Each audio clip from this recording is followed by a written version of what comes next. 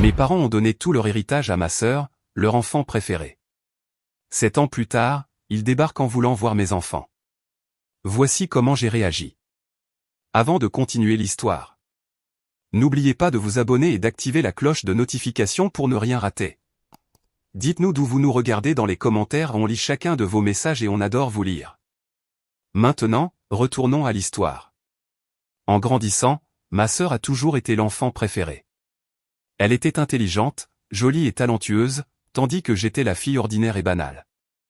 Mes parents l'adulaient, louant chacun de ses accomplissements tout en reconnaissant à peine les miens. Ce n'est qu'en vieillissant que j'ai réalisé à quel point c'était injuste.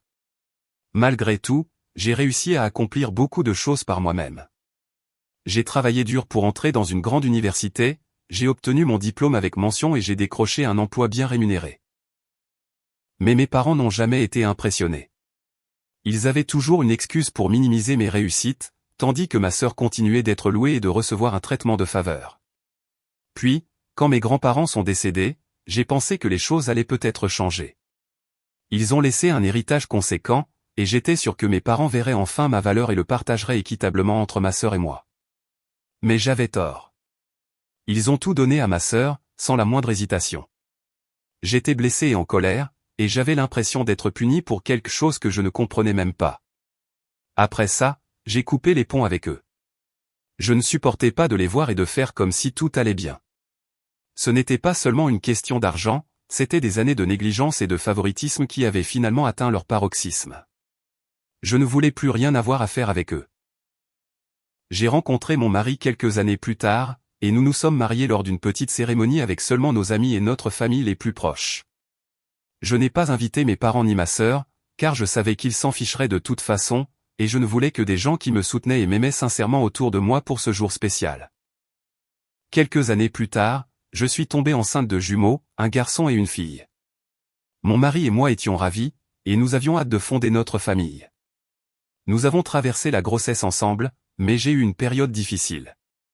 J'étais constamment fatigué, nauséeuse et j'avais du mal à dormir. Mais mon mari était là pour moi à chaque étape.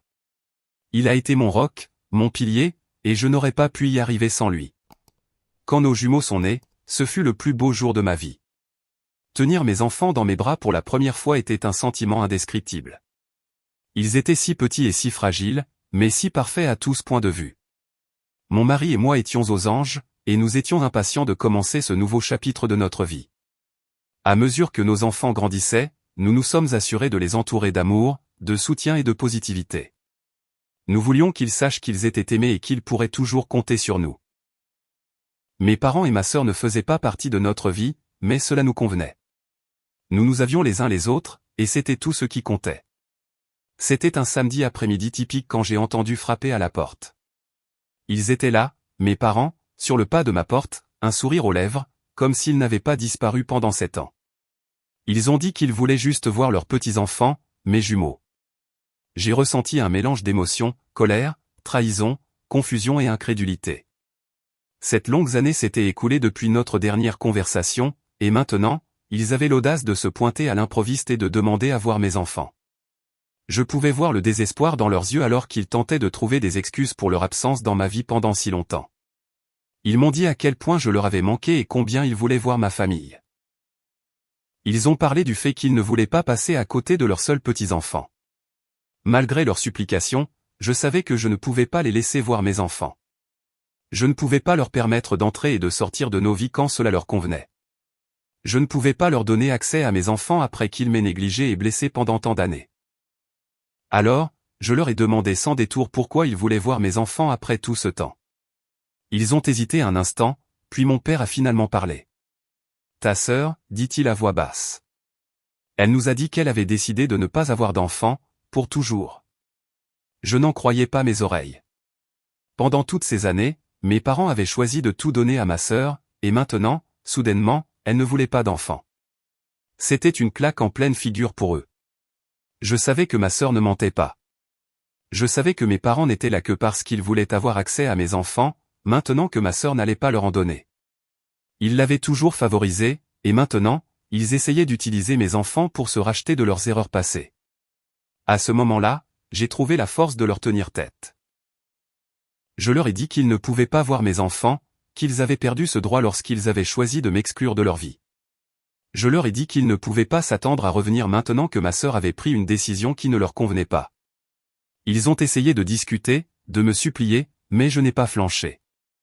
J'en avais fini avec leurs jeux, leurs mensonges et leurs manipulations. J'avais construit une vie pour moi-même et ma famille sans eux. Je n'allais pas les laisser la détruire. En leur claquant la porte au nez, j'ai senti un sentiment de soulagement m'envahir.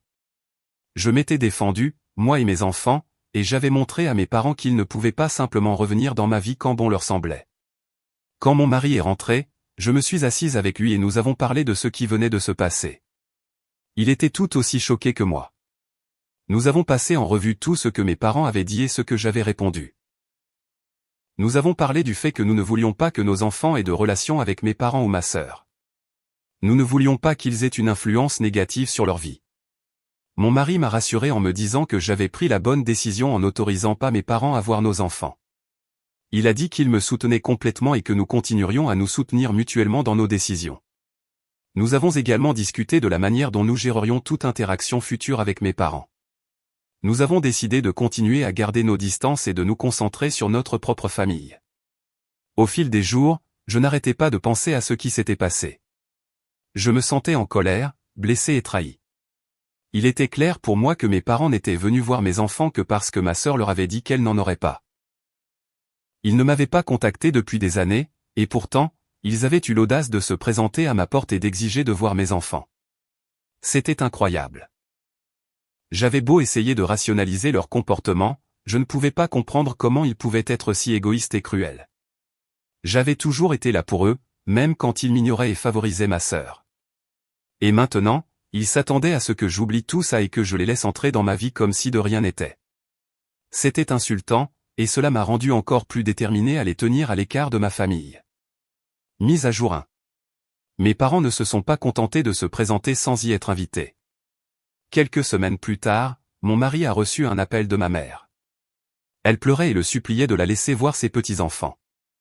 Elle n'arrêtait pas de dire à quel point il lui manquait et qu'il méritait de connaître leurs grands-parents. Mon mari est resté calme et poli, mais ferme. Il lui a dit qu'il ne pouvait pas venir et que lui et moi avions pris notre décision. Mais ma mère a insisté et a essayé de lui faire du chantage affectif. Elle a dit des choses comme « Il ne nous reste plus beaucoup de temps, s'il te plaît, ne nous éloigne pas d'eux, et « Ta femme est cruelle, tu ne te soucies pas de tes parents ?» Puis, ils en sont venus à essayer de le soudoyer. Ils ont proposé de nous acheter une nouvelle voiture ou de payer les études de nos enfants si nous les laissions voir leurs petits-enfants. Mon mari a refusé leurs offres et leur a raccroché au nez. J'étais si en colère quand il m'a parlé de la conversation. Comment pouvait-il essayer de nous soudoyer pour voir nos enfants? C'était comme s'ils ne se souciaient pas du mal qu'ils avaient causé et ne s'intéressaient qu'à obtenir ce qu'ils voulaient. J'étais choquée et furieuse lorsque mon mari m'a parlé de la tentative de mes parents de le manipuler émotionnellement pour voir nos enfants. Il était clair qu'ils étaient désespérés de les voir et prêts à recourir à tous les moyens nécessaires. C'était une trahison, non seulement envers moi, mais envers toute ma famille. Je ne pouvais pas comprendre comment ils pouvaient être si égoïstes et manipulateurs. C'était comme s'ils ne se souciaient même pas du fait qu'ils m'avaient complètement exclu de leur vie et ne m'avaient rien laissé, mais voulaient seulement avoir accès à mes enfants. J'avais l'impression d'être juste un outil à utiliser et à jeter quand cela leur convenait. J'ai été particulièrement blessé par leur tentative de soudoyer mon mari. C'était comme s'ils ne se souciaient pas du fait qu'il était mon partenaire et que nous étions dans le même bateau. Ils essayaient de semer la zizanie entre nous et d'utiliser nos enfants comme moyen de pression. C'était dégoûtant et ça me donnait la nausée. J'étais déterminé à ne pas les laisser faire. Je savais que les laisser voir nos enfants ne ferait que valider leur comportement et leur ferait croire qu'ils pouvaient s'en tirer avec n'importe quoi. Je n'allais plus me laisser manipuler par eux. Ils avaient fait leur choix il y a des années, et ils devaient en assumer les conséquences. Mon mari et moi en avons longuement parlé, et nous étions tous les deux d'accord pour dire que nous devions tenir bon. Nous ne laisserions pas mes parents ni personne d'autre nous manipuler, nous ou nos enfants. Nous nous en tiendrions à notre décision. Nous étions une famille et nous nous protégerions mutuellement, quoi qu'il arrive. Section commentaires, traduite et adaptée. Pas en tort. Je soutiens entièrement votre décision. Vos parents ont montré à maintes reprises qu'ils ne vous accordent aucune valeur, ni à vous ni à vos accomplissements, et il n'est pas juste qu'ils essaient soudainement de revenir dans votre vie simplement parce qu'ils veulent voir vos enfants. Vous avez parfaitement le droit de protéger votre famille et votre tranquillité d'esprit. Vous êtes en tort. Je pense que vous devriez au moins les écouter. C'est votre famille, après tout, et ce n'est pas sain de garder des rancunes éternellement. Peut-être qu'ils ont une raison valable pour ce qu'ils ont fait. De plus, vos enfants pourraient bénéficier d'avoir plus de gens qui se soucient d'eux. Pas en tort. Honnêtement, vos parents et votre sœur ont l'air d'être des gens horribles. C'est dégoûtant qu'ils essaient de soudoyer votre mari juste pour voir vos enfants. Vous avez absolument raison de les tenir à l'écart de votre famille. Ne les laissez pas vous faire culpabiliser en vous faisant croire le contraire. Histoire suivante. Moi, 28F, comme beaucoup de femmes, j'ai appris grâce à la pandémie que je n'ai pas à me plier aux ridicules standards de beauté de la société. Avant, je me mettais sur mon 31, je m'assurais de toujours porter un maquillage chargé, niveau James Charles ou Nikki Tutorial, de faire en sorte que ma peau soit aussi lisse et sans défaut que celle d'un bébé, et ne parlons même pas de la situation de mes cheveux. Eh bien, mon mari, 30M, est agacé par cela. Il a dit qu'il aimait mon ancien look et qu'il a honte de sortir avec moi maintenant que j'ai décidé d'être une souillon paresseuse. Je lui ai dit que je m'habillais toujours pour nos dîners en amoureux ou pour les occasions importantes, mais que je n'avais tout simplement plus envie de porter du maquillage et des talons pour aller à l'épicerie ou nettoyer les toilettes. Il a dit que ce n'était pas si difficile de se maquiller un peu et de se raser. Alors je lui ai dit que s'il le pensait, il n'avait qu'à le prouver. Subir le même traitement que moi pour être belle, comme il dit. Il a accepté, car si je le faisais depuis des années, à quel point cela pouvait-il être difficile? Il a découvert peu après à quel point l'épilation à la cire est douloureuse. Il a appris combien de temps il faut à une femme aux cheveux longs, épais et arrivant à la taille pour les laver, les sécher et les coiffer. Il a appris à quel point porter certaines tenues tous les jours était inconfortable pour moi. Et comme il voulait que je me maquille, il a dû le faire aussi. Il était allé trop loin pour reculer, alors il m'a laissé le maquiller. Je ne lui ai pas fait un maquillage de drag queen complet, juste quelques petites choses pour rehausser ses traits et lui montrer l'effort que demande le maquillage. Inutile de dire qu'après une journée complète de ce traitement, il m'a dit qu'il était désolé et qu'il ne réalisait pas tout le travail que j'investissais dans mon apparence. Je lui ai dit d'imaginer maintenant la femme qui se fait faire des injections aux lèvres et du botox, et il a ri en disant « Dieu merci, tu n'es pas si exigeante ». Nous en avons ri tous les deux et j'ai eu l'impression d'avoir prouvé mon point. Le problème, il a raconté à ses sœurs ce que j'avais fait, ce qu'elles ont trouvé hilarant car elles aussi pensent qu'il est temps que les hommes comprennent le travail que certaines femmes consacrent à leur apparence. Puis, il a raconté à sa mère ce que j'avais fait, et maintenant, elle n'arrête pas de m'appeler et de m'envoyer des textos pour me dire que j'ai maltraité son fils, que c'est le devoir d'une femme d'être belle pour son mari, que je vais le faire fuir en étant une souillon paresseuse. Et de ne pas être surprise quand je finirai divorcée ou trompée. Je l'ai ignoré, mais maintenant mon mari me défend contre sa mère, et elle est furieuse qu'il prenne ma défense. Bref, ai-je tout gâché? J'essayais juste de prouver quelque chose. Ma belle-mère me déteste. Elle voulait que son fils épouse un mannequin Instagram grande, blanche, blonde aux yeux bleus, avec qui elle pourrait être la meilleure amie. À la place, je suis latina, petite, et je ne suis pas d'accord avec ses opinions. Section commentaires, traduite et adaptée. Pas en tort, mais attention, Lopé. Vous avez un spécimen rare de mari. Apparemment, s'il ne comprend pas votre point de vue, il vous laisse le mettre exactement dans votre position pour qu'il puisse voir les choses de votre perspective. N'abusez pas trop de ce pouvoir, il pourrait s'affaiblir. Pas en tort.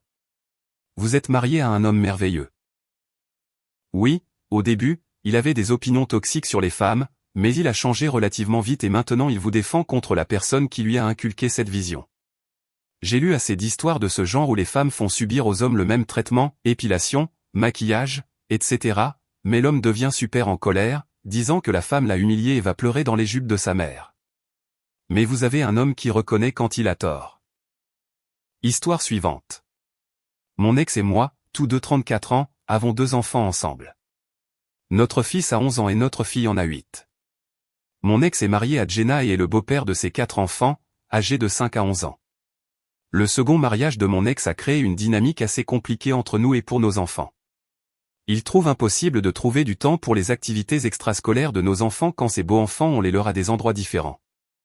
Il a donc tenté de forcer nos enfants à abandonner ce qu'ils aiment pour faire autre chose. Je suis intervenu et j'ai proposé de les conduire, mais il a refusé. Donc, les enfants ne participent pas à leurs activités extrascolaires quand ils sont chez leur père, ce qui les contrarie, mais j'ai essayé de trouver une solution et mon ex a dit non. Il déteste vraiment qu'ils donnent la priorité à ces beaux enfants pour qu'ils gardent les leurs, et il n'aime pas l'idée de devoir faire des choses qui ne les intéressent pas juste pour faire quelque chose et faciliter la vie. Mon ex m'a dit qu'il lui avait exprimé cela et que je devais les aider à voir qu'ils sont égoïstes. Je lui ai dit que ce n'était pas vrai.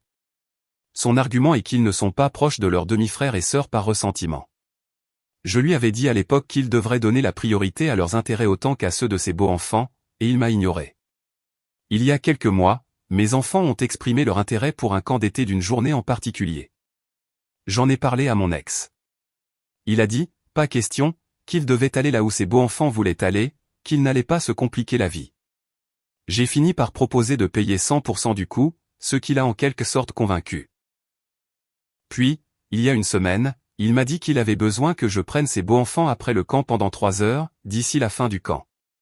Que j'avais rendu sa vie plus difficile et que je devais l'aider. J'ai dit non.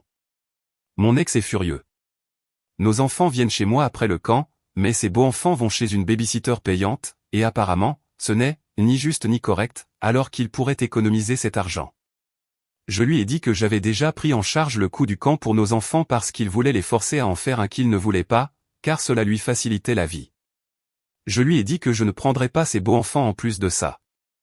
Il m'a dit que je faisais obstacle au rapprochement des enfants en tant que fratrie et que je rendais la division plus claire.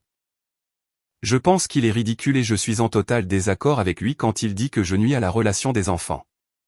Il pense toujours que je suis une salope de ne pas les prendre, en utilisant l'argument que, ce ne sont que des enfants, c'est la famille des enfants, et, ils voudront les voir. Mes enfants ne veulent pas plus de temps avec leurs demi-frères et sœurs, ça, je le sais sans le moindre doute. Mais suis-je en tort de ne pas laisser ces beaux enfants venir chez moi après le camp? Section commentaires, traduite et adaptée. Pas en tort. Vous vous démenez pour vous assurer que vos enfants participent à des activités qu'ils aiment vraiment, au lieu de se faire mettre de côté en faveur de ce que votre ex juge plus facile pour lui. S'il veut se plaindre que les enfants ne l'aiment pas et qu'il est difficile de gérer les activités de plusieurs enfants, vous pouvez lui rappeler que c'était son choix de se remarier et d'assumer la responsabilité de plus d'enfants. Vous continuerez à faire ce qui est le mieux pour vos enfants, et il devrait sérieusement réfléchir à ce que signifie faire ce qu'il faut pour ses propres enfants également.